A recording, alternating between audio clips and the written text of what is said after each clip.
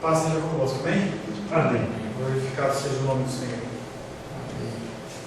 Estamos estudando mandatos da criação. Mandatos da criação são ordenanças do Senhor que estão, basicamente, é o início das instruções em Gênesis na criação. E a gente já falou, vamos repetir, os mandatos da criação eles são divididos em 3 mandatos. O mandato cultural, que somos nós, e a criação. Nós temos o mandato social, que é o que nós vamos estar começando hoje. Sebastião, por gentileza, abre a porta ali. Nós temos o mandato social, que é nós e o próximo. E nós temos o mandato espiritual, que somos nós e Deus. Sebastião me ligou essa semana e falou assim: pastor, como esse tema que nós estamos tratando é atual? E eu falo, é mesmo, é atual demais. A palavra de Deus, ela se renova cada dia. E quando a gente vê, por exemplo, os eventos que estão acontecendo lá em Minas Gerais, é uma desgraceira só que está acontecendo lá, você talvez não tenha noção do que está acontecendo, está muito sério. Tem uma terceira barragem lá que ela tem uma capacidade, parece que de 2 ou 3 vezes maior, mais do que as outras, ela já está trincada. Se fala que a poluição daqueles rejeitos por parte de metais, porque é de mineração, eles falavam que está em níveis aceitáveis, mas os ambientalistas fizeram testes que está mais de 1000 e poucos % a mais do máximo permitido. Os peixes, tudo morto. Então nós estamos falando em um rio está morto, ou ter morrido num rio. As pessoas elas estão passando sede lá, não tem água para beber. A Vale do Rio Doce levou umas águas lá para o povo beber lá, tudo contaminado. Não, explica. Só um minutinho. E eles ontem estavam assaltando o carro-pipa, que é o desespero do ser humano para a manutenção da vida. E a Dilma está preocupada com a multa, o povo está preocupado com isso, com aquilo, e realmente não há um respeito nenhum em relação ao ser humano. Se essa terceira barragem rebentar, a coisa vai ficar bem séria. Fala assim, Em respeito à água contaminada fornecida pela Vale, a Vale está fornecendo água, porém os caminhões-pipas que estão transportando são caminhões de terceiros. Então eles têm tanques contaminados com restos de transporte, porque meu filho é supervisor da ANCO e da... Então o problema é no transporte. É no transporte, não na água fornecida. Certo, muito obrigado. Tá? A gente vê também o que aconteceu lá na França, entendeu? Em que a população europeia ela é 30%, 40% muçulmana. Não tem o que fazer, gente. Não tem o que fazer. Estava conversando antes, as pessoas refugiadas, um dos possíveis, dos 8, teoricamente, que morreram, era recém-aceito na França, dentro daquele grupo de refugiados que estavam pedindo asilo. Então o cara pediu para ir lá para destruir. E isso é o raciocínio, porque a cultura daquele Estado Islâmico, do qual eles têm uma religião muçulmana, a gente não pode misturar. Você tem um Estado Islâmico, em que a área dele já é uma área bem grande, o povo está dominando na força, e eles estão expandindo o território deles com muito poder. Eu vejo, posso estar enganado, mas eu vejo que tem região de país já, tipo uma França, uma Inglaterra, talvez seja uma área desse tamanho que eles já tomam conta, e eles estão chamando extremistas do mundo inteiro para participar disso, para realmente partir para cima, e a gente não tem o que fazer. Ali não tem o que fazer. Também vi na televisão que uma parte de pessoas nas redes sociais aplaudindo o atentado, porque eles também são extremistas. Então a situação está se tornando uma situação muito séria. E o que tem a ver isso com mandato cultural, mandato social? Tem tudo a ver. Nós vamos tratar hoje de mandato social, quer dizer, o nosso relacionamento com o próximo. Essas pessoas que vivem num contexto de Antigo Testamento, em que você mata. Entendeu? Perguntou, por que atacaram ali aquela casa de show? Aquela casa de show é uma casa que tem muitos shows pornográficos, muitos shows de mulheres nuas, e isso é abominação por parte do povo islâmico. O povo islâmico já está no Brasil e vai já cada vez mais se infiltrar. Eles têm dinheiro, eles fazem obras sociais e eles vão se infiltrar. Então aquelas coisas que estão acontecendo é aquilo que eu venho alertando vocês já tem alguns meses.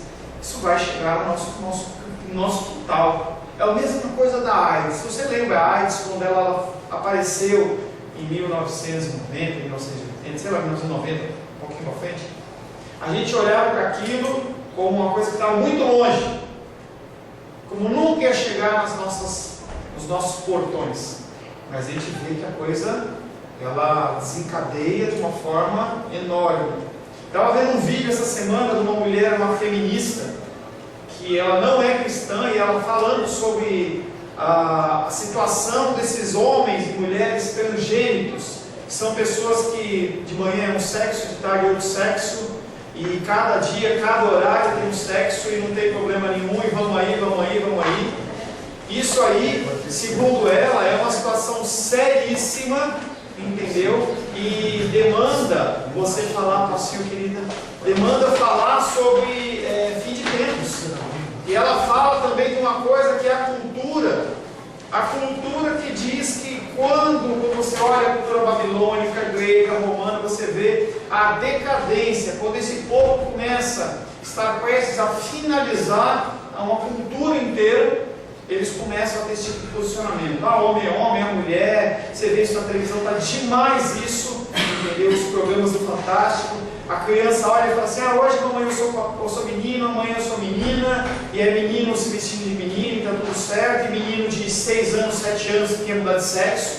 Imagina, um menino que nem o Arthur chegar hoje para o irmão Sebastião e falar assim, eu não quero ser menino mais, eu quero ser menina, e ele é obrigado a levar uma criança para fazer uma alteração sexual de mudança de sexo. É esse o clima, esse é o social que o mundo vive nos dias de hoje. Isso está chegando nas nossas casas. Isso é muito sério. As pessoas não estão levando em conta. Entendeu? Quando começa a ter coisas como essa de a pessoa explodir, matar, é esse extremismo.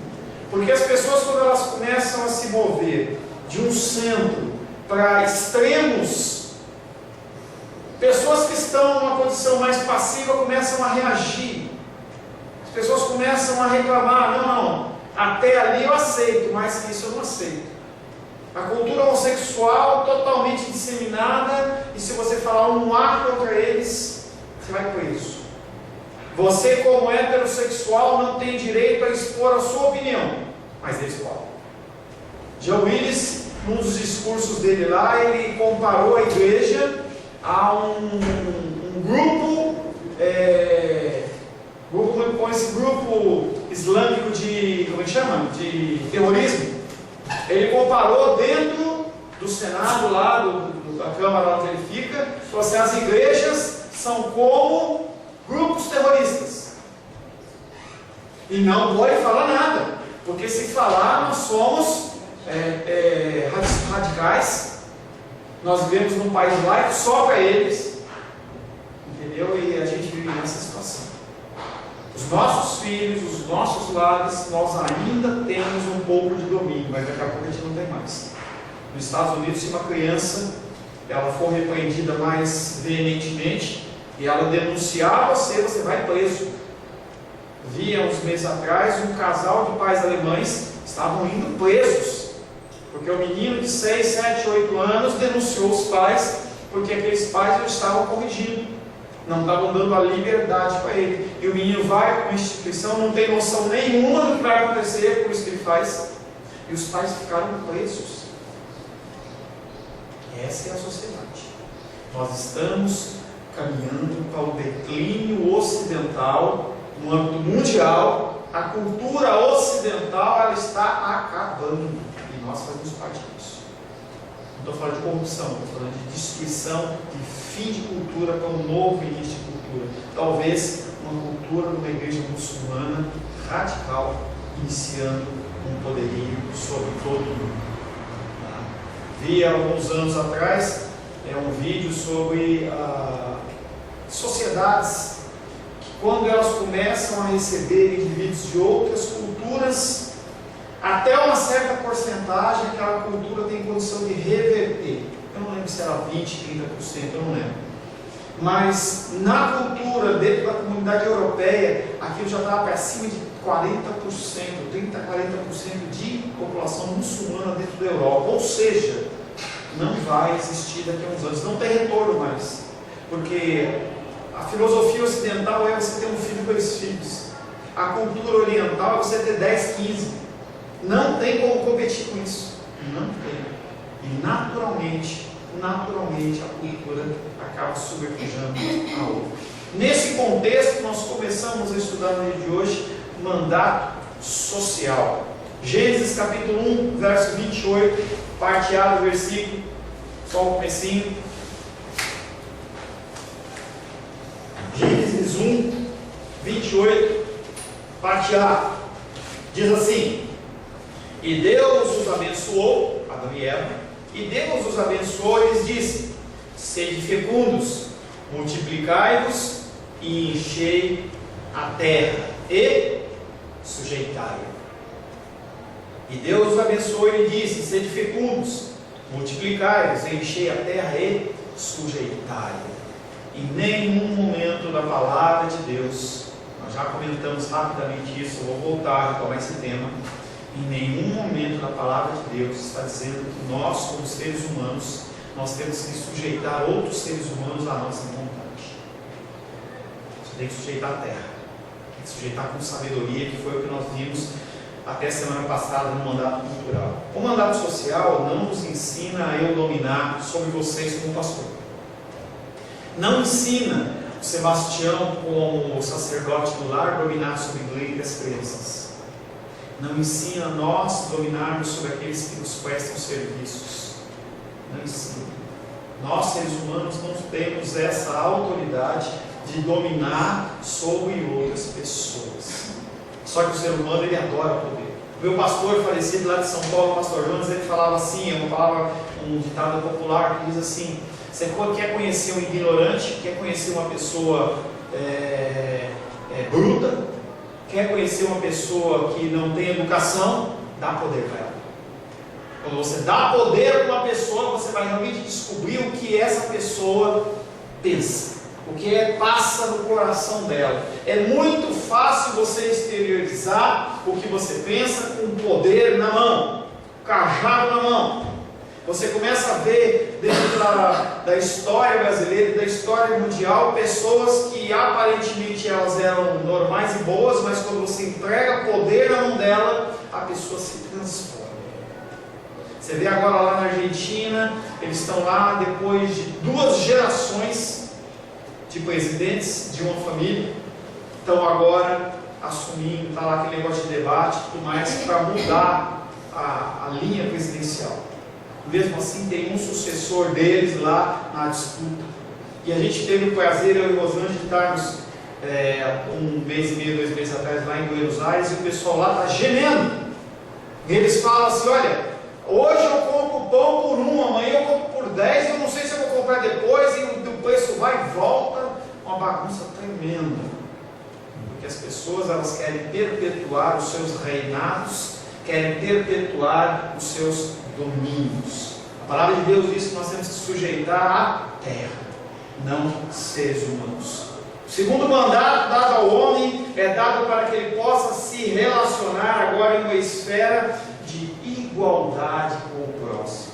Não há como você pensar em um mandamento, em alguma coisa que Jesus Cristo falou tão sábia como aquele versículo em que ele engloba toda a lei: amar a Deus sobre todas as coisas e o próximo como a ti mesmo.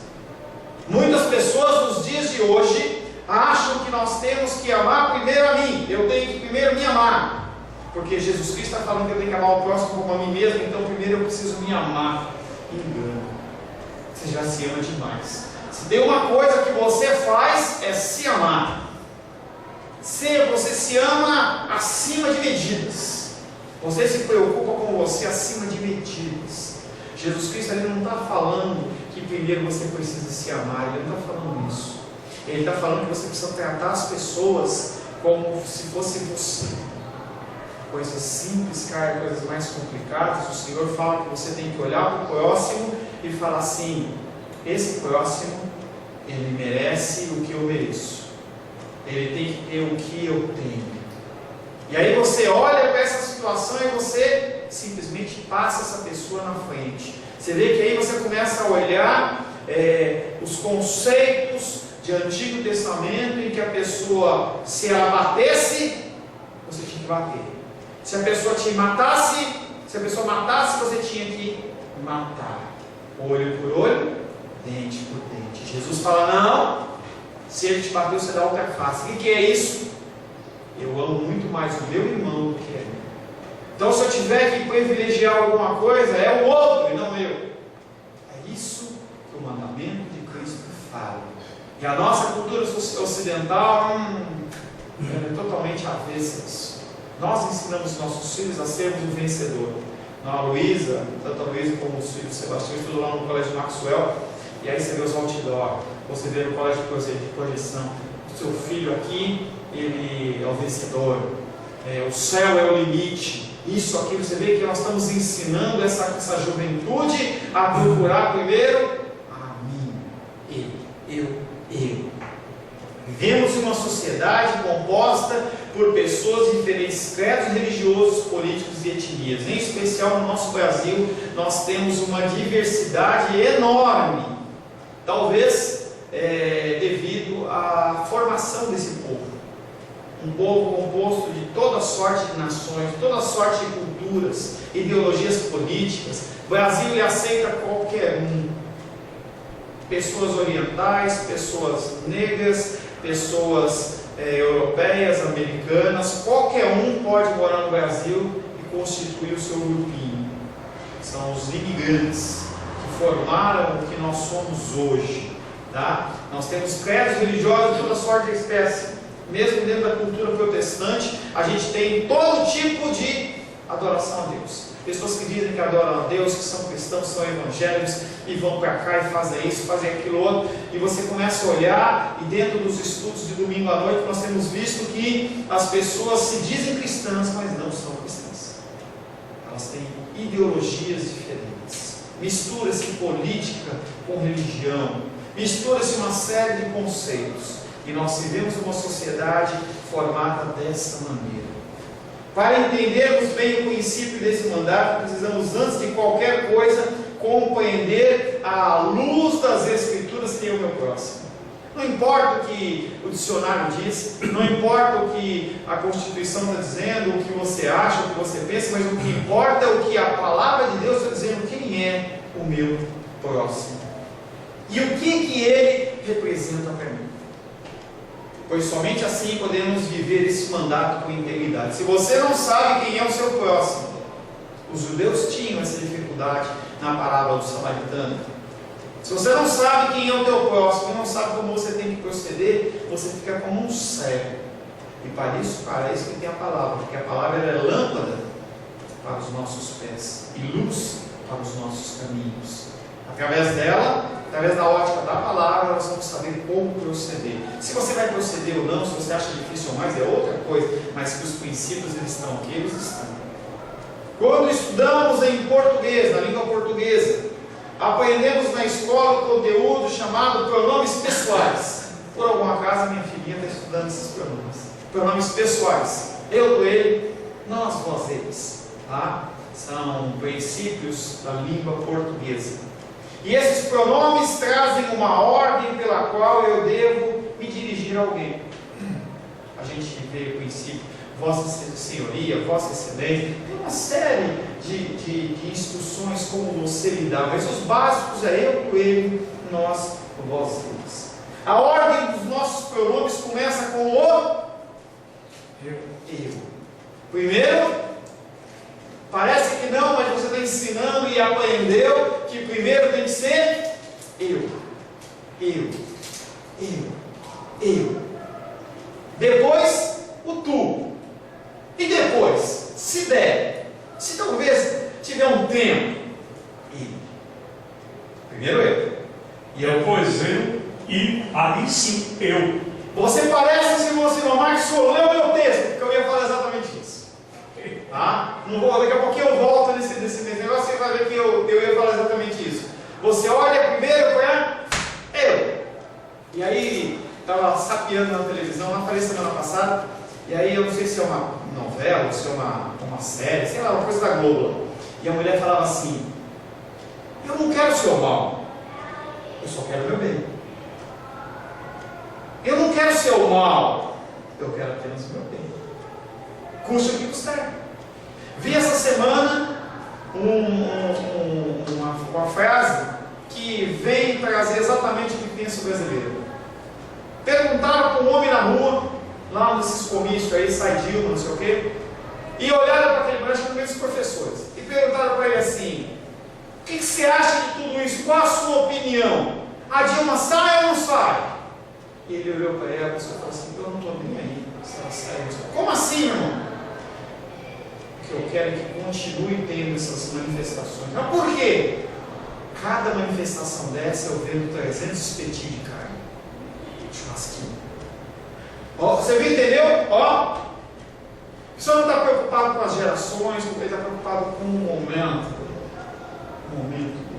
Eu não quero a sua maldição, não quero a sua discussão, mas eu quero o meu bem.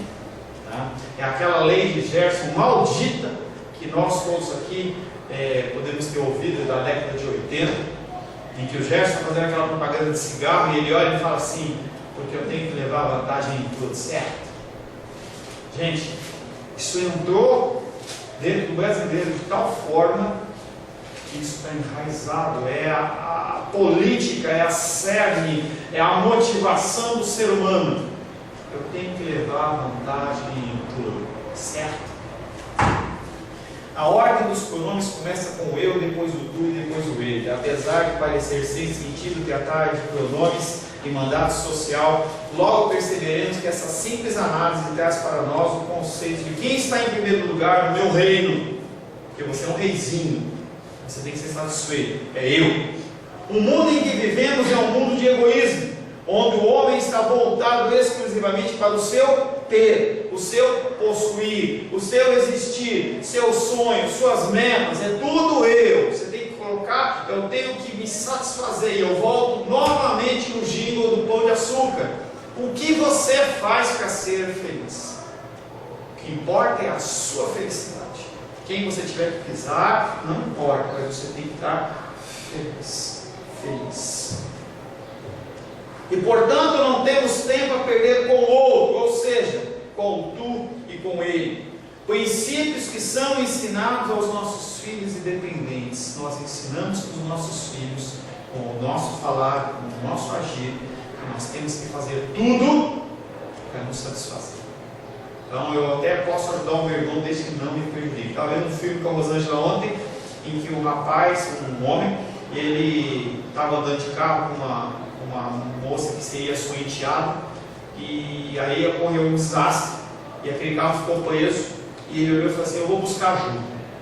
E ele foi, mas aí em certo momento lá caiu um pilar em cima de quem era o segurança que ia ajudar, e esse homem, ó, fora, tá nem aí, primeiro eu.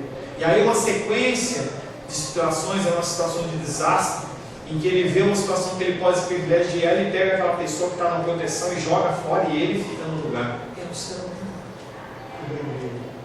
Nós temos sido ensinados por décadas, se não séculos, ou até milênios, que nós temos que privilegiar a nossa pessoa. Quando você olha o estudo dos evangelhos, por que Jesus Cristo foi repudiado? Porque ele fazia isso. Ele falava sobre isso. É o que a gente tenta falar aqui na igreja. Por isso que não está abarrotado de gente. Porque a gente está tentando falar o quê? O que a palavra diz. Quando a gente tenta fazer algo que agrada o coração da pessoa, a pessoa, ela acorda cedo, ela vem porque ela fica feliz, porque ela é satisfeita nas suas vontades, satisfeita nos seus desejos. Quando olhamos para as Escrituras, por exemplo, precisamos entender como ela lida com essa situação de valores a partir do eu. Como que a Bíblia fala do eu, do tu e e do ele. Como ele fala, como a Bíblia fala. Entenda que a nossa cultura ocidental ensina dessa maneira, mas a Bíblia não foi escrita dentro do sentido da cultura ocidental. Ela foi escrita dentro do sentido da cultura oriental, do qual os princípios são outros. Em que a gente vê aqueles filmes japoneses, de orientais, em que quando ele desonra a família, ele se mata. Uma vez vi um filme de máfia em que a pessoa cometeu um erro lá dentro do contexto do filme, e aquele que era o patriarca lá da sociedade ali, ele falou: não, você agiu errado. Ele falou: não, eu fiz tal, mas eu quero provar para você que eu estou enganado, eu estava errado, eu quero me redimir. E aí ele vai lá e pega uma faca e corta o dedinho dele, pá, corta o dedinho dele e dá: ó, isso aqui é a minha prova que eu estou realmente arrependido. Eles procuram de toda forma, maneira, honrar. Quando eles não honram, eles se matam. Parte dos suicídios que existem dentro da cultura oriental, em especial de décadas mais para trás, as pessoas elas se matavam porque elas tinham falta de honra. A gente não tem isso aqui. A pessoa se mata porque ela fala assim: eu estou tão envergonhado com o que eu fiz que eu me mato. Eu peço perdão à minha família, aos meus descendentes, aos meus antecedentes, porque eu desonrei. Quando olhamos para as Escrituras, precisamos entender como ela lida com essa questão de valores a partir do eu. Pois para o ocidental, eu sempre estou em primeiro lugar, e em segundo lugar, e eu novamente em terceiro lugar. Por isso que eu falei que você não vai ler o meu texto. Nós estamos na nossa importância no primeiro, segundo, terceiro, quarto lugar, e vamos. Você vê as pessoas que roubam, as pessoas que estão defraudando o erário público. A pessoa não precisa de tanto dinheiro, não tem como ela gastar mais. Você começa a olhar as contas da pessoa na Suíça, você fala assim: nem em 3, 4 gerações a pessoa vai conseguir gastar tudo aquilo, mas ela quer mais, porque ela está preocupada. É a figura que em Lucas fala que a pessoa está juntando, e aí no final do dia, quando ele olha para a conquista dele, os celeiros todos cheios, Deus fala assim: louco, hoje pedirão a sua alma. Porque a gente controla alguma coisa, mas não controla tudo. Na nossa vida, por exemplo, a gente não controla. Mesmo que você queira aumentar um côvado, a sua estatura, 1 centímetro, ou qualquer medida, você não pode. Você não tem condições de fazer isso. Se você estiver destinado para você morrer hoje, você pode fazer o que você quiser, que você vai morrer hoje. São condições que não podem ser mudadas e alteradas, porque você não tem domínio. E mesmo assim você olha para você como se você fosse o principal, o mais importante, você não olha para os outros. No mundo oriental, que é a cultura que influenciou as Escrituras, estabelece que nossa ordem de valor seja primeiro ele, depois o tu e por último o eu. A inversão: primeiro ele, depois o tu e depois o eu. Ao estudarmos os pronomes pessoais em hebraico, que é a linguagem em qual foi escrito o Antigo Testamento, elas aparecem exatamente nessa ordem: ele, tu e depois eu. Mais uma vez, isso não é o caso, não é por acaso, pois revela que os semitas, que o povo daquela época, o povo hebreu, o povo judeu, realmente compreendia o seu papel dentro da sociedade e qual a importância do outro para mim dentro dos meus relacionamentos. Primeiro ele, eu sou por último. Nossa cultura ocidental, porém, ela é ocidental. E a Bíblia é toda escrita à luz de princípios orientais. Então a pergunta é: quem deve ser atendido primeiro na escala das necessidades? Uma vez que nós nos dizemos norteados pela palavra de Deus, primeiro tem que ser Ele. As nossas orações, elas têm que ser dirigidas pelo próximo e não para você. Olha que difícil. Quando você começa as suas orações, você começa pedindo para você, ou você começa pedindo para a sua família, ou você começa pedindo pelos outros. Para quem que você começa orando? Se você ora, claro. Se você ora, quem que você ora primeiro? Primeiro eu oro pela minha vida, eu oro pela minha família, eu oro para que os meus familiares sejam salvos, eu oro para que haja provisão, para que haja primeiro eu ou a minha família. E os outros? Será que você ora? E a palavra de Deus diz que nós temos que orar primeiro pelos outros. Talvez seja parte do motivo de que você não recebe resposta às suas orações, porque elas não são bíblicas. Nós oramos primeiro pelos nossos, por nós.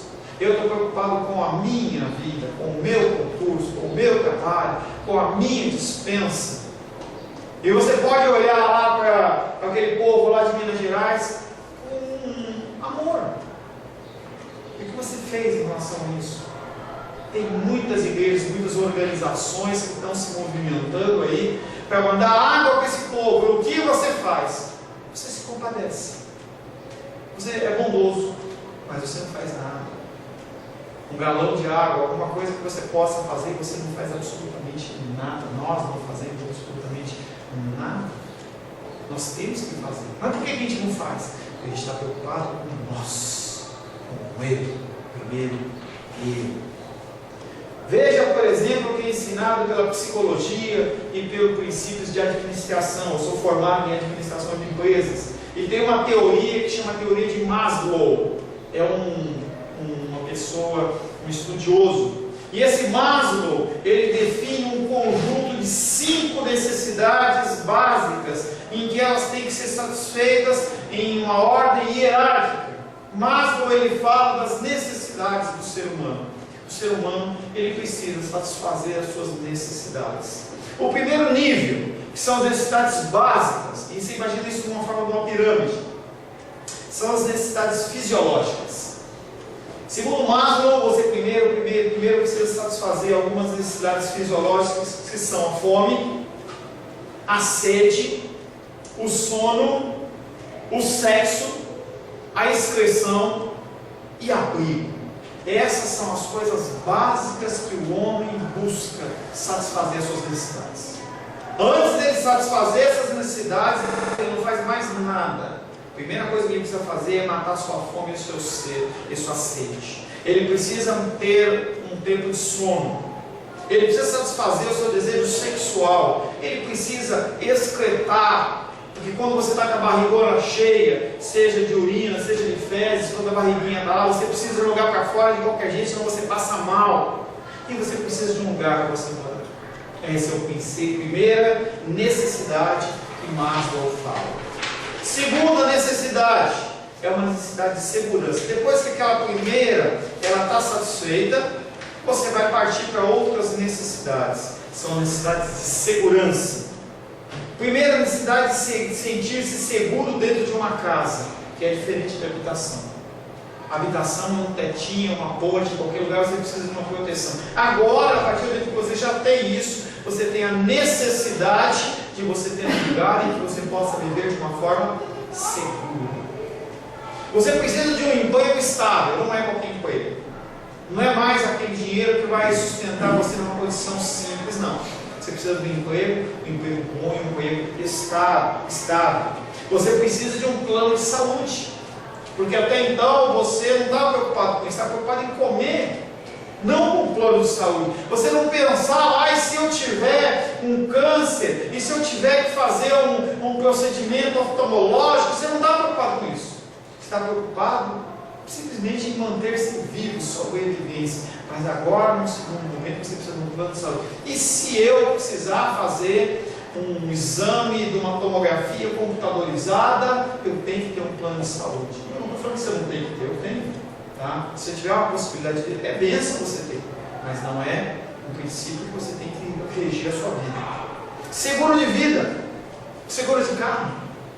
Você precisa do seguro. Algo que te dê segurança. Por isso que há necessidades de segurança. Você já conquistou algumas coisas e agora você precisa proteger isso. Família. Você pode casar. Normalmente o casal, quando ele vai casar, ele fala assim: primeiro eu preciso acabar a minha faculdade, eu preciso de emprego, você começa a sequência.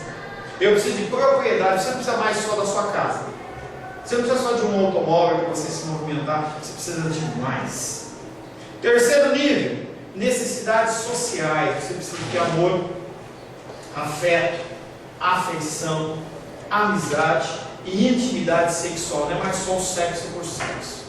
Então você vê que primeiro ele precisa sobreviver, depois ele precisa ter segurança, e agora ele precisa se relacionar com a sociedade.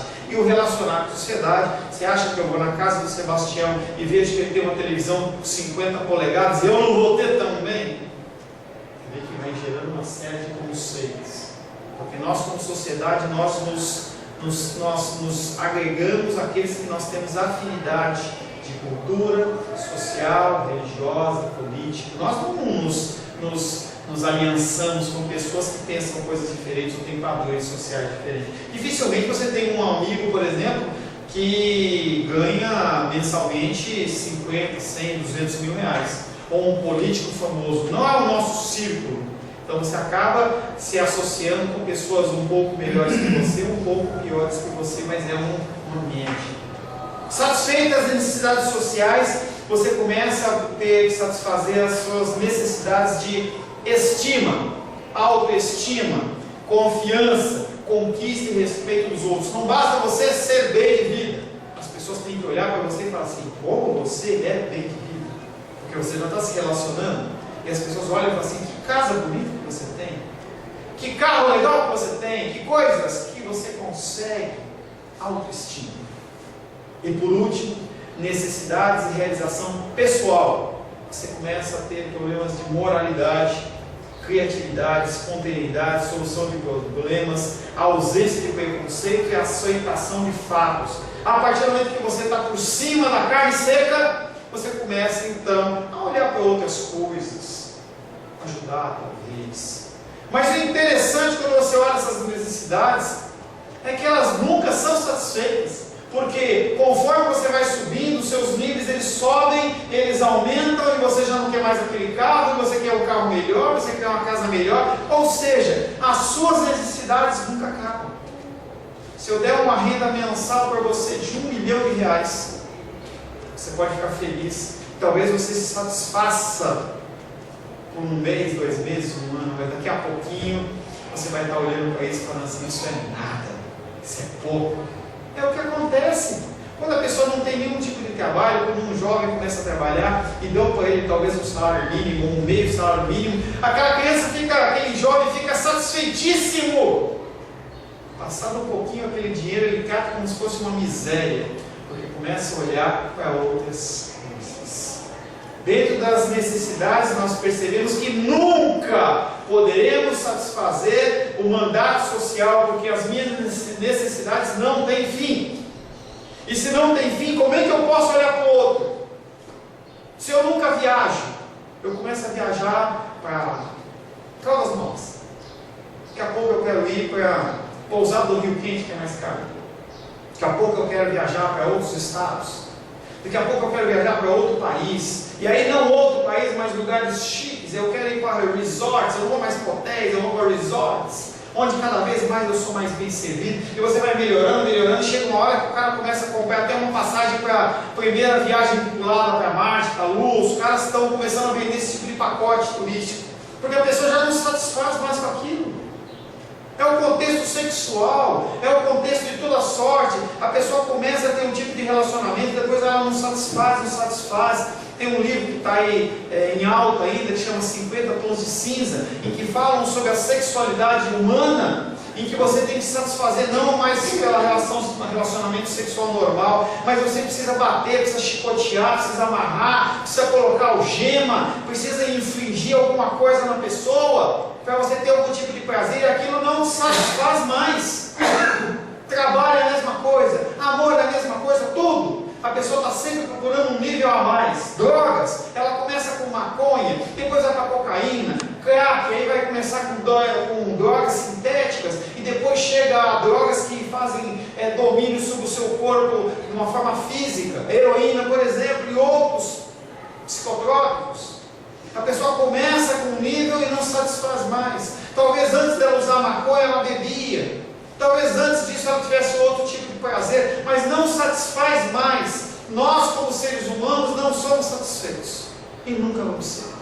Como esperar a satisfação do seu desejo, da sua vontade, para você ajudar o outro. Nunca. Porque sempre tem algo que eu vou precisar mais. Sempre tem algo mais. Qualquer psicólogo dirá que existe uma necessidade faltando ser preenchida na sua vida. E por isso que uma pessoa vai no consultório de psicologia e ela passa 5, 10, 15 anos e nunca resolve o problema dela. Nunca resolve. Entenda que a psicologia, se você olhar os conceitos dela, ela é ótima para discernir comportamentos. Eles sabem discernir comportamento. Então começa a observar um grupo de pessoas e começa a ver como eles agem em determinada situação. Mas para aí. Ou deveria parar. Quando você olha os princípios que regem a psicologia, eu não estou falando coisa de cristão não. Se você for estudar, você vai ver que eles abominam o sobrenaturalismo. Tem uma série de conceitos que definem. É natural, é só o que você sente, o homem é só um ser biológico, químico e físico. O que você não consegue sentir pelos sentidos não existe. E aí o último conceito diz que até aceita o conceito de divindades, mas divindades que venham para satisfazer a minha e a sua necessidade. Como você pode andar em paralelo com o cristianismo? Não tem como. Se você pegar o cristianismo e você tirar o sobrenatural dele, acaba, vira historinhas. Outras religiões não. Se você tirar o sobrenatural, continua tendo, porque são filosofias humanas. O conceito divino, se você tirar a criação do mundo, tirar dilúvio, tirar a geração do homem a partir do barro, vou tirar, por exemplo, o nascimento virginal de Cristo, os milagres e maravilhas que ele fez, lá os 10 mandamentos, a abertura de mar vermelho, e muitos, se você tirar o sobrenatural, a ação de Deus, fica apenas um livro de instruções muito bonitinhas para você. Não tem como você andar na mesma mão. Mas eles olham e falam assim: não, eu vou ajudar você a acomodar. Dentro do conceito da psicologia você tem o ego, o superego e você tem o id. De um lado você tem o que você deveria ser, do lado, o que a sociedade espera, né? De um lado você tem o que você quer ser, e aí você tem que dar um jeito de acomodar isso para que você possa viver de uma condição em que você não sofra demais. Esse é o conceito quando você vai. Ninguém vai falar que você está errado. Vai falar, ok, você precisa se adaptar, dar uma ajeitada. Era o que acontecia em muitos gabinetes de psicologia com problemas homossexuais. Você, dentro de uma cultura de 40, 50 anos atrás, você tem que ser uma pessoa de direita, ter os seus trabalhos e tal, mas quando for à noite, você pode se transformar em André Queen aí, ninguém vai ver. Eu vi um outro filme essa semana em que o pai ensinava para o filho assim: olha, você brigou na escola? Briguei. O fulano tal, ele judiava de mim, eu peguei e dei um soco na cara dele. E aí ele foi punido, teve uma advertência. Pessoal, vou te ensinar uma coisa: quando você tiver que fazer qualquer coisa dessa, faça escondido. Porque quando você faz escondido e ninguém te viu, não tem problema. Mas esse é o conceito: faça escondido. Hoje a figura é: saia do armário. Por isso que você vê a coisa descambada. Não é que esse povo nunca foi homossexual, sempre foi, mas estava escondido, sentado, escondido. Estava enrustido. Por isso que se passam 5, 10, 15 anos com um psicólogo, pois ainda falta alguma coisa, uma necessidade de ser alcançada ou desenvolvida. E o tempo para o outro, que deve ser a prioridade da minha vida, confia-se, está sempre tratando de você. É uma coisa que eu tenho tentado inserir dentro do ensinamento com a minha filha. Começa a olhar para o outro. Começa a olhar para as dificuldades do outro. Você está tendo dificuldades de movimentação, de dor e tudo mais, de enfermidade. Olha para o outro. Olha para aquele. Tem uma campanha da ACD que tem passado agora. Começa a olhar coisas como essa. Em que olha um filho, entendeu? Uma criancinha que não tem os 2 braços e 2 pernas. Ou a pessoa não enxerga, a pessoa não ouve. Ou ela tem uma série de deficiências. Começa a comparar a sua vidinha, que é tão sofrida, com a vida dessas pessoas. Se você começar a fazer isso, eu garanto para você que você vai começar a ser mais feliz na sua vida. Quando você começar a olhar para as pessoas que comem bolo de barro, porque não tem comida para comer, você vai começar a olhar para aquele alimento que você come, e você vai falar, glória a Deus. Quando você olha para uma pessoa que não consegue andar, você vai olhar para a sua dificuldade motora e vai falar assim, glória a Deus pela minha dificuldade, pela minha dor. Quando você começa a olhar para as suas dificuldades e compara com as pessoas que são extremamente piores do que você no contexto social e moral, você vai começar a olhar e falar assim, como eu sou mal agradecido, como eu sou sem vergonha. Porque se você não sabe, você vive numa parcela da população que talvez não seja 1% da população mundial. Se eu colocar todos os seres humanos num grande terreno e for comparar, você vai ver que você está entre 1% das pessoas que vivem muito bem, em que tem um trabalho, em que você olha numa África, em um cara na China, em que as pessoas trabalham, e elas trabalham para ganhar R$10 por dia, não, por mês, e se vira. E a pessoa vai viver de uma boa maneira, e você vive uma condição, você não, eu quero. Eu não estou desmerecendo as pessoas que estão fazendo greve, realmente é uma coisa sem vergonha o que fizeram com eles, prometeram, não cumpriram e tudo mais, mas se essas pessoas olhassem para a sua situação e para uma situação geral, elas iam repensar. Por que explodiu esse monte de greve aí? Você acha que todas as categorias estão com problema? Todo o DF, todo o funcionário público, todo mundo está com problema? Ou será que as pessoas estão preocupadas em resolver o seu? Fulano entrou, categoria tal entrou, categoria tal entrou. Se eles conseguirem o que eles estão pleiteando, o que vai sobrar para mim? Nada, então eu entro também. Parte da motivação é, eu preciso resguardar o meu. E as pessoas não estão nem um pouquinho preocupadas. É a ideia daquele cara no churrasquinho. O que importa é eu vender os meus 300 churrasquinhos. E não o resultado do movimento. Não está preocupado. Você vê alguns movimentos, não estou falando que é 100%, mas uma parcela do povo sem terra. As pessoas, elas tomam posse de lugares para vender. Você olha, está vendo uma reportagem que foi no SBT, mostrando lá lugares de assentamento, e o cara fala assim, não, eu comprei essa terra aqui, com escritura e tudo mais, o grileiro veio e tomou de mim, para vender. E se eu reclamasse, os caras mandavam matar a minha e a minha família. O cara é obrigado a vender fora. Esse é o contexto do ser humano dos dias de hoje. Por isso, quando ele está falando em João, Jesus Cristo olha para aqueles homens e fala assim, eu conheço o coração de todos. Quando vem uma desgraça, quando é imposto uma desgraça, você pode ter certeza que tem alguma coisa por trás. A gente fica com dó, entendeu? Mas parte do que tem acontecido acontece por juízo de Deus. E não tem o que você fazer. A pessoa busca aquilo. O povo do Ocidente está passando por uma coisa que chama-se juízo de Deus. E Deus vai usar os islâmicos, os muçulmanos radicais, para mostrar, eu não estou falando que é bom, que é aprovável, que eu comungo com isso, mas Deus vai usar esse povo para mostrar quem é Deus. Quem que você está querendo? Eu estou preocupado com o meu iPhone 6S, eu vi na televisão ontem, porque ele tira uma foto, não sei o que e tal, e a Rosana fala assim, o cara estava vendendo um iPhone 6, porque o cara tem que ter o 6S, e o cara estava vendendo por R$2.000, sei lá quanto, por um ano de uso. E o cara mora na fila. Quando você vê aquele negócio, eu tenho que ter o último. E o cara não está preocupado com mais nada, a não ser ele ter a última versão daquele celular, porque aquele celular tem que ser meu. Porque é o quê? Símbolo de status. Para ele ser invejado.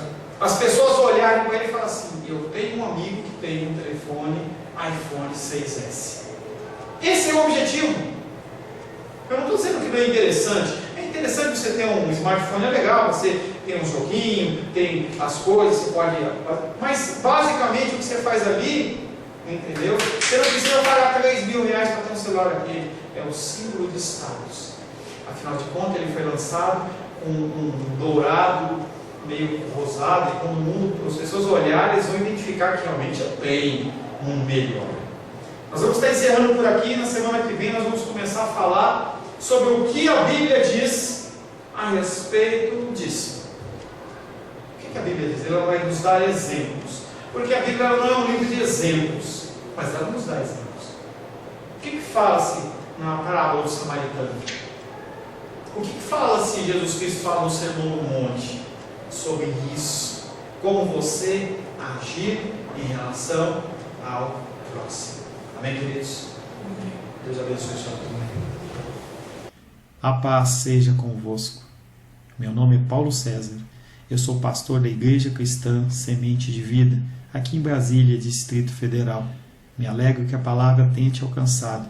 A palavra faz isso. Ela alcança as pessoas aonde quer que elas estejam. E você foi agraciado com esta palavra. Não que eu tenha nada especial a te dizer. A palavra ela é suficiente e ela usa quem ela quer. E eu me alegro por ter sido um canal para poder te abençoar. Mas eu quero te dizer que não basta você ser um ouvinte. Não basta ser uma pessoa que se alegra quando você ouve a palavra de Deus. A vida ela é feita de decisões. Se você está ouvindo essa palavra hoje, eu creio que o Espírito Santo tem um propósito especial com você. Muito mais do que prosperidade, muito mais do que uma cura física, uma cura emocional ou espiritual, Ele quer te alcançar para a vida eterna. Nós investimos nosso tempo, nós investimos as nossas forças em coisas terrenas, mas o Senhor Ele tem muito mais a oferecer. Ele tem sim para você a cura, Ele tem sim para você a prosperidade, mas Ele tem muito mais que isso. Submeta-se a um Deus que Ele é capaz de mudar e transformar a sua vida por completo. Creio que o Espírito Santo Ele é capaz de tocar o teu coração. Quero pedir que você curve a sua cabeça. Senhor, em nome de Jesus, coloco na tua presença essa vida que ouve esta ministração, que ouve esta palavra. Pai, eu não tenho capacitação nenhuma, mas o teu Espírito Ele é capaz sim de tocar nesta vida, gerar nela mudança, transformação, arrependimento, e que ela possa simplesmente bater no peito, convencendo-se que é pecadora e que precisa de um Deus salvador. Não há um caminho a ti, meu Deus, que não seja através de Cristo. E eu lhe peço, Pai querido, que você alcance essa vida e ele possa sim tomar uma decisão pessoal pelo Senhor, em nome de Jesus. Amém. Amém, meu querido. Amém, minha querida. Fico contente que você esteja ouvindo essa ministração até o fim. E peço que você não se limite a ouvir os cultos pela internet. Você procure perto da sua casa uma igreja, um lugar que proclame a palavra do Senhor. Eu oro para que o Espírito Santo te direcione nessa busca, porque muita coisa tem sido oferecida que não é o Evangelho. Eu abençoo a sua vida em nome de Jesus. Amém.